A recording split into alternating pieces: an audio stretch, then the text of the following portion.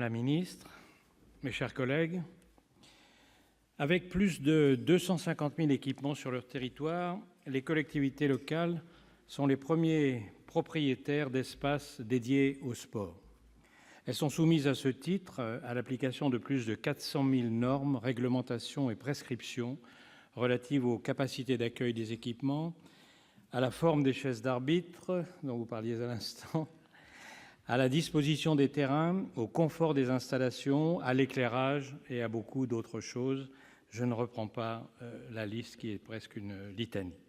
L'application d'un tel stock normatif en constante augmentation n'est pas sans conséquence sur les finances locales, d'autant plus que ces normes réglementaires s'appliquent aussi bien aux plus petites communes rurales qu'aux grandes métropoles.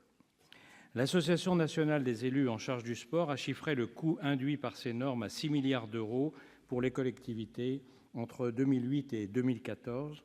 Et selon l'OCDE, le fardeau normatif de la France, tous secteurs confondus, s'élève à 60 milliards d'euros par an.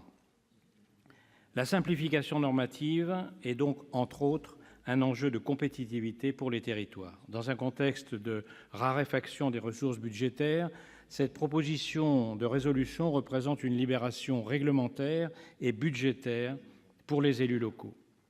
C'est la raison pour laquelle je tiens à saluer le travail d'audition et de concertation mené pendant des mois par Dominique de Legge, Christian Manable et Michel Savin, qui sont aujourd'hui les auteurs de cette résolution. Ce travail mené au sein du groupe sur les normes sportives applicables aux collectivités territoriales, groupe qui a constitué la première étape du travail qui aboutit aujourd'hui à la proposition de résolution que nous étudions. Au-delà des enjeux financiers, il s'agit également d'améliorer la lisibilité, l'accessibilité et la sécurité de notre édifice normatif. La lutte contre l'inflation normative est une nécessité de longue date. Le stock du droit national applicable en France a augmenté de 50% en 20 ans. Or, comme le disait Montesquieu, les lois inutiles affaiblissent les lois nécessaires. Je crois que cette formule s'applique aussi aux normes réglementaires. Face à des contraintes de plus en plus nombreuses, nous appelons de nos voeux une révolution réglementaire. Il faut absolument privilégier la qualité, la souplesse et l'adaptabilité du droit à l'amoncellement de normes inapplicables ou inutiles.